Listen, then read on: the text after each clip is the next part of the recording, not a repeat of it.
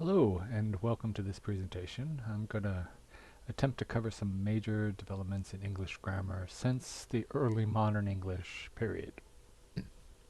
The boundaries really around any period in this history of English, they're pretty arbitrary, and this is especially true for early modern English. We often give the date of 1500 as the starting year for early modern English, but of course there's no strict separation between Middle English and early modern English in the year 1500 or really at any time. The end date for early modern English is even more difficult to pin down because there's no clear linguistic distinction like the Great Vowel Shift that separated Middle English and early modern English. It's common to suggest something like 1750 or even 1800 as the end of early modern English, but really there's no justification for such cutoffs, and we'll see evidence of that here. Before we get into some specifics, I want to stress a general point about the process of language change, and that is that it's not instantaneous, right? It does not happen overnight. To cite a familiar example of change, consider the development of the third person singular present tense verb, right? The forms in early modern English, we have the familiar eth suffix, as in telleth, hath, maketh, and so forth.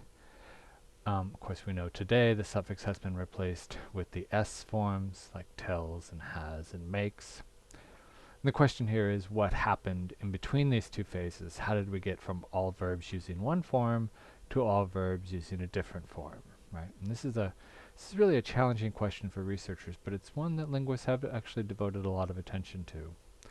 Some things we know about this issue, language change is of course a gradual process.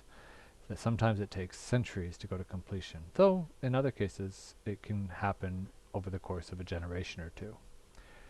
Also, a change like this verb example doesn't happen across the board in terms of vocabulary, so some verbs change sooner than others.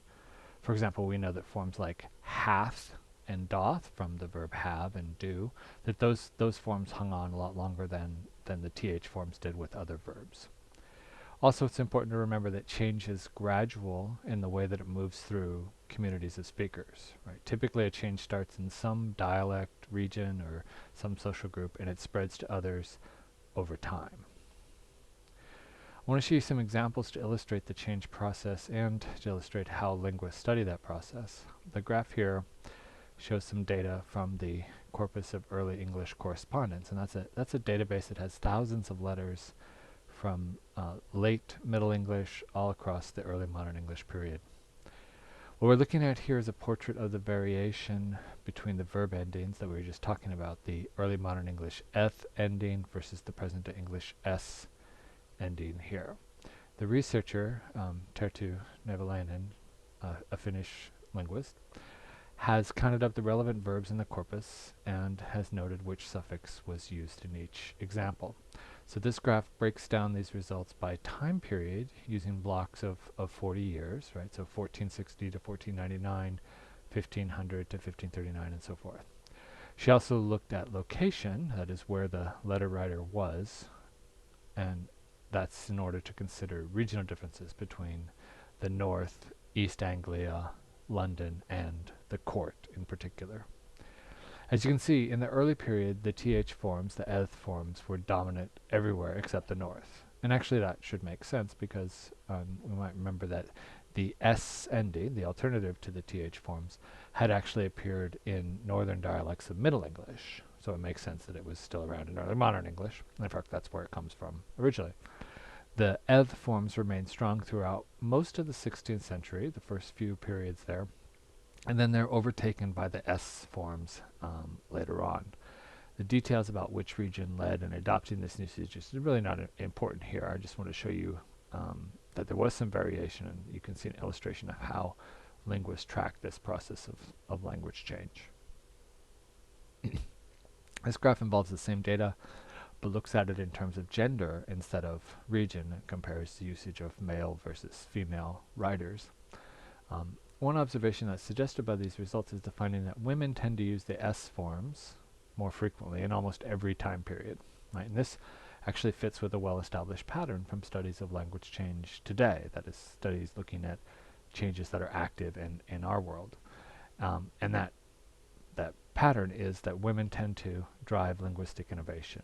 Many studies of all kinds of changes have found that women are in the vanguard of language change, and they tend to use the newer forms first and more frequently, and that's exactly what we see here. The S is the newer form, and it is used more by women than by men.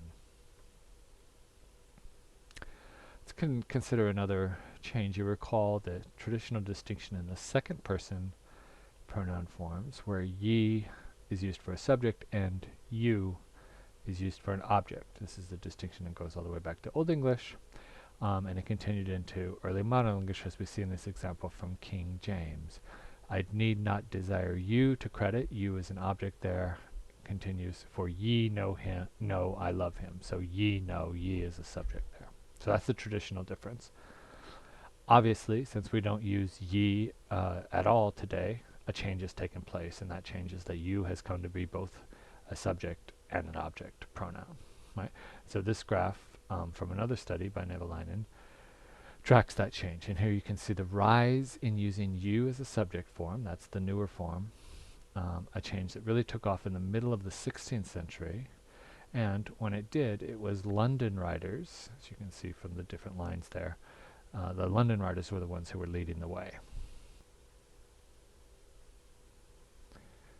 Looking at this same change in terms of gender differences, we see again that women are early to adopt the new form. In this case, that means using you as a subject. They do that at a rate of over 70% in that second time period there, 1520 to 1539, while men were lagging behind. And as you can see, men only caught up at the end of the final time period here by 1580 or so. The details about how these particular changes progressed are really, they're not important for our purposes. What I want you to take away from these examples is a reminder that change happens gradually, and by studying the variation, right, the alternation between competing forms at different times, while that change is still progressing, we can get insight into how exactly it's spreading. We're going to focus on developments related to how verb phrases are formed. Before we do that, I want to do a little bit of quick review. So let's think about the progressive aspect. You remember the progressive aspect. Seen here in an example like this. Some dogs are playing in the yard, so the progressive is shown there in the verb phrase are playing. And we remember that we form the progressive aspect with an auxiliary be and the so-called present or progressive participle, the ing form of the participle. So progressive aspect here, are for be, is a form of be as an auxiliary, and then the playing is the verb participle.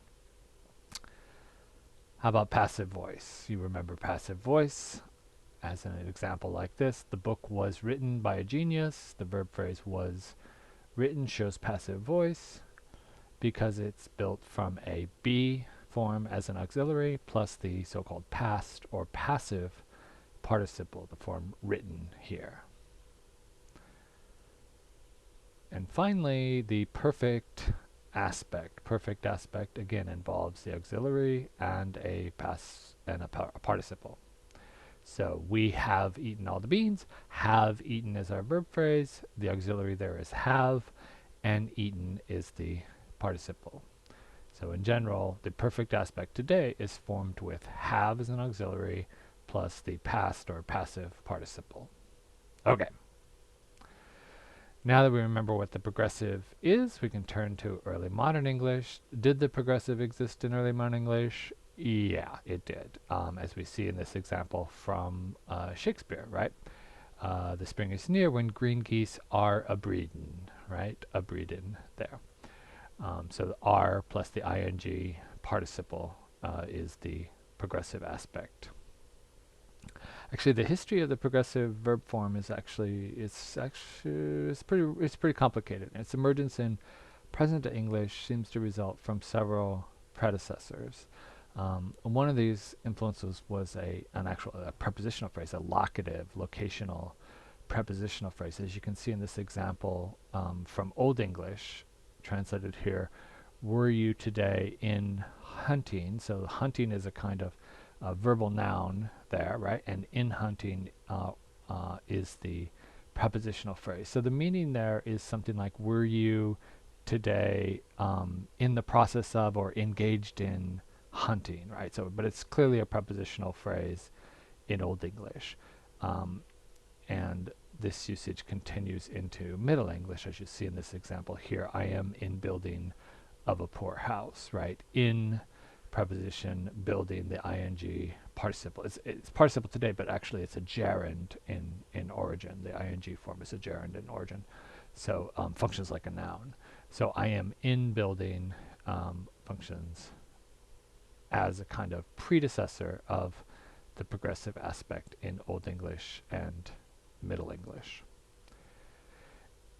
In early modern English, that progressive comes out, and you can see how that the form that Shakespeare uses, that form upbreeding, it really represents a kind of holdover, a trace of the earlier prepositional phrase, right? The which is written here as a prefix, upbreeding, is actually a sort of reduced form from the earlier preposition, right? The on or the in preposition originally is abbreviated here to a kind of upbreeding, right? So it's functioning more like a participle rather than as a gerund, a prepositional phrase there.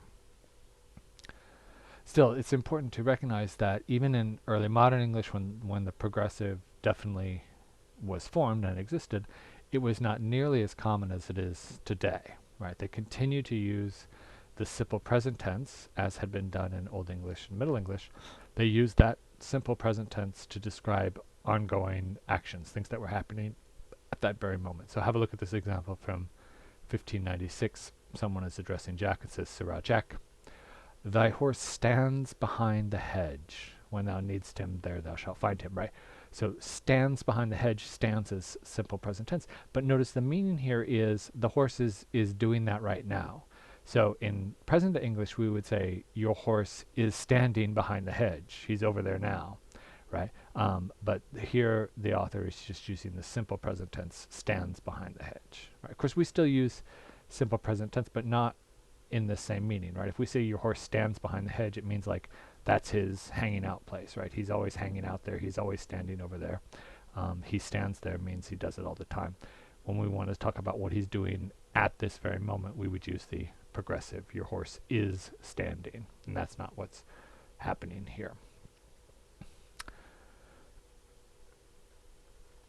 You can see that the use of the simple present to denote things occurring at the moment is still common, even much later than Shakespeare, even much later than early modern English. I want to show you some examples from Jane Austen, an author I'm sure many of you are familiar with from the sort of the end of the 18th, beginning of the 19th century. As you can see in these examples, I die to see him, or oh, it rains again. Austen is using the simple present tense, I die, or it rains, but it's in a context where the meaning is clearly at this moment, right? It's very clear in the case of it rains again. And actually, as it happens, Austen is variable. You can see her using the progressive with these very same verbs. So it's clear that the use of the progressive to describe things happening at the moment was not obligatory, right? Because she still alternates between using the progressive forms like I am dying and it is raining, and the simple present tense, I die and it rains. So that use of the progressive, which is obligatory today, was clearly not obligatory even into the 19th century. Right? It's really hard to imagine today looking out the window and say, oh, it rains. Right? We would say it is raining. So that's what I mean when I say it's obligatory today. The use of the progressive has expanded really considerably since early modern English. You can see the steady increase in the frequency in this graph. This is from a paper by an author named Cirio, and it's based on data, again, from that corpus of early modern English, corpus of early English correspondence, letters. Other studies have confirmed that upward trend just continues. So this graph only goes to 1800. If it was extended, you'd see that it continues well past that into the 19th century to rise. So the progressive has become more and more common. In addition to expanding in frequency, and becoming obligatory in many contexts, the progressive has also expanded its grammatical scope, right? It applies to more and more situations. For example, traditionally the progressive was not used with stative verbs, right? Stative verbs are verbs that express a state of being rather than an action, right? But this is changed, as you can see in these examples here. A kind of early example from 1917, I can't tell you how much I'm loving it, right? Love is a stative verb, so using it in the progressive would be really an innovation here. I am loving it there, which of course is picked up later by McDonald's, but that's another story. So this is a very common usage today. You can see it in one of the things you get when you pull up a Google page. I'm feeling lucky, right? Feel, again, a stated verb, shouldn't be needed to be used in the progressive, but it is very commonly used in the progressive today. So that represents an expansion in terms of the grammar of the progressive from action verbs to stative verbs. The verb to be is actually another one that traditionally really didn't appear in the progressive. It's kind of the ultimate stative verb, right? Be. But it has developed more recently to take the progressive. It first appeared with adjective phrases as the subject complement, as you can see in this example from Jane Austen. It was being very deficient. Very deficient is your adjective phrase following the progressive form of the verb to be, was being.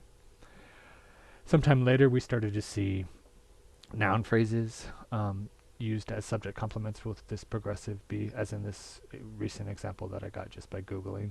Tom Brady is being a petulant child, right? So a petulant child is your noun phrase, subject complement after the linking verb being, in the progressive form is being there. So that's a very pretty new usage there. Noun phrase, subject complements. The adjective phrase, subject complements with progressive be go back a little bit further. Let's turn our attention to the passive voice. Unlike the progressive, it has existed in English from the beginning. We saw several examples in Old English and Middle English. Here's a kind of memorable example from Shakespeare, reminding us that this usage of the passive voice survives in early modern English. He was torn to pieces, right? Was torn is your passive voice. One of the interesting things about present-day English is the complex verb phrases that we can form by combining various structures. So in this example, books are being written every day. We have the present progressive, right? Are being, and it's combined here with the passive voice, the being written part. This usage, which I think is pretty unremarkable today, is actually a recent addition to English grammar. In early modern English, the progressive aspect and the passive voice both existed, as we've just seen, but you couldn't combine them in a single verb phrase. Instead, the strategy was to use the progressive form of the verb in its active voice form, and then the passive meaning was sort of implied. You can see this in this example from The Merchant of Venice. If I do not put on a sober habit, talk with respect and swear but now and then, where prayer books in my pocket look demurely, nay more, while grace is saying, hood mine eyes, right? So focus on that phrase, while grace is saying. So grace here referring to the name of the kind of prayer that you say before eating, while grace is saying. So clearly the meaning is while grace is being said, right? Because it's passive voice. Grace doesn't say anything, but rather grace is something that is said. But it's grammatically an active voice form is saying in the progressive, right? So the passive voice is implied. The meaning there is implied, even though the grammatical form is active voice. And this was the option that was available in early modern English. As it happens, this use of the active voice verb with the progressive, in the progressive aspect with the passive meaning just being implied, that continues for quite a while. Here's an example again from Jane Austen. Our garden is put in order by a man, right? You can see clearly passive voice. We would say our garden is being put in order by a man. Here's another example from 1850. But are there 6 laborers' sons educating in the universities, right? So the meaning is, are there 6 laborers' sons being educated in the universities. Again, active voice in form with a passive voice meaning. Another one from the middle of the 19th century, they were then publishing in parts, meaning they were then being published in parts. And a rather late example here from 1949, it's got scenes in a theater where a ballet's dancing, right?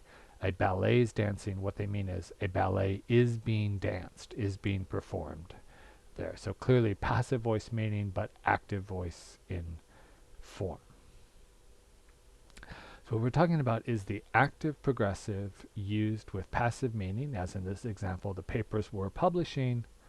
That form is replaced with a verb phrase that combined both the progressive and the passive in a single verb phrase.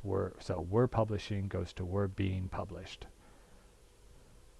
Or to take another example, a house is building, that becomes a house is being built, right? This is the difference that we're talking about. Okay, so we're talking about the appearance of a new verb structure, one that I think you'll agree is pretty useful since it clearly marks the passive voice meaning that was previously just implied. It's marked explicitly in the form. So when this new structure appears, what kind of reception did it receive? How well did people react to it? And actually, this is really a test of how well you were paying attention in the discussion of prescriptivism and standardization. Let's look at some examples of reactions to this new form. Here's a quote from 1850. The phrase is being built, right? That's the new form. And others of a similar kind have for a few years back has been gradually insinuating themselves into our language. Still, they are not English, right? Just denying their acceptance as part of the language. This from 1888. This inaccuracy has crept into the language and is now found everywhere in speech and in writing, right? Again, that kind of language of things creeping into the language, very familiar from our discussion of standard language ideology. And finally, someone who's actually in favor of this new usage, all really well educated in English tongue, lament the many innovations introduced into our language from America. This is very common in British writing to blame America for anything that's new when it comes to language. And I doubt if more than one of these novelties deserves acceptance. That one is substituting a compound participle for an active verb used in the neuter signification. That's a rather complicated way of describing this phenomenon, illustrated here by the house is being built instead of saying the house is building. Right, so this author is actually in favor of this new usage, which maybe helps us understand why it appeared in an anonymous letter. They didn't want to sign their name to it, but they were arguing in favor of this new usage. Right? I mean, what I really like about this example of this phenomenon is that today it's perfectly, not only perfectly acceptable, it's just the alternative is not available. You cannot say the house is building today and mean the house is being built.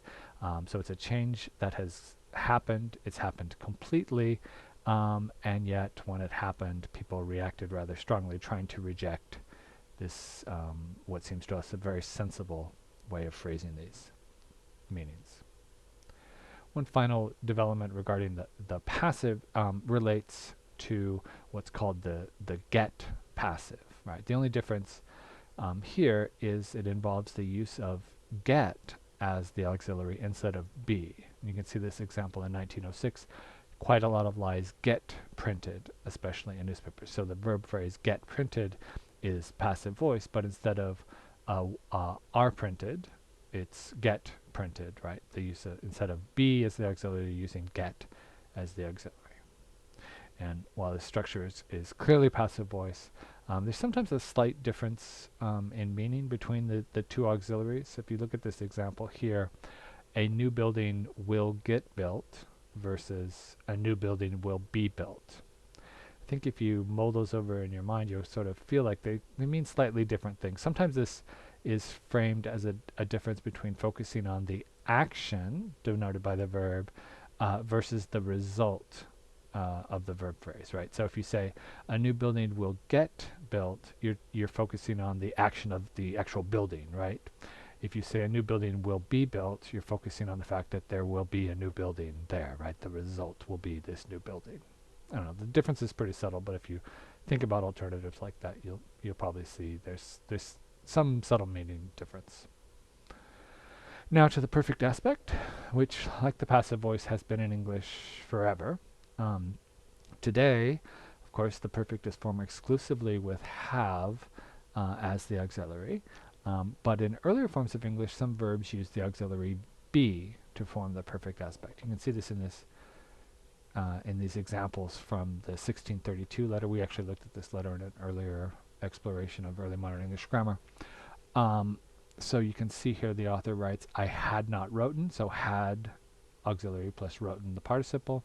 The enemy hath lost, again, have, or the form hath here, plus lost. But in that same letter, we are come within a stone's cast of them, right? So using be in the form are here with the verb come, right? In today we would say we have come within a stone's cast of them, but this is using be as the auxiliary to form the perfect aspect, right?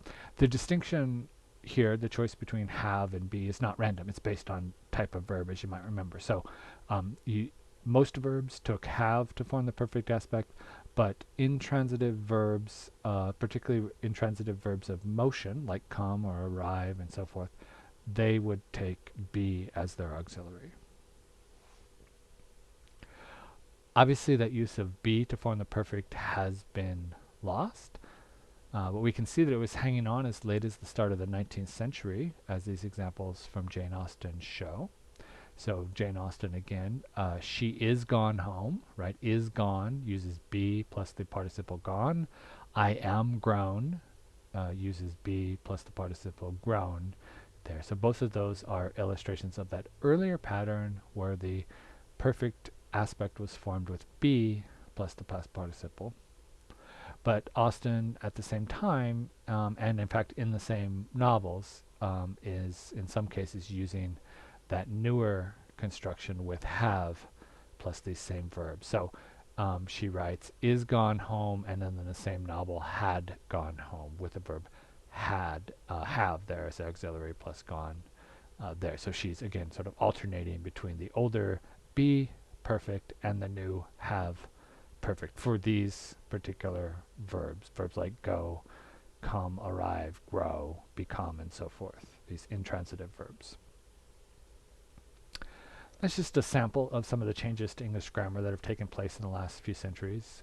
We'll look at some more recent developments later on this semester. One general point that I've tried to illustrate here is that sometimes changes represent completely new usages. This is something like the progressive passive illustrates that. In other cases, though, it's not a new structure that developed, but rather it's an existing structure. And that existing structure comes to be used much more frequently or in new contexts, right? That's generally the case with the progressive aspect and some of the changes that we saw there. So different kinds of patterns, but both types would count as changes to English grammar. Until next time.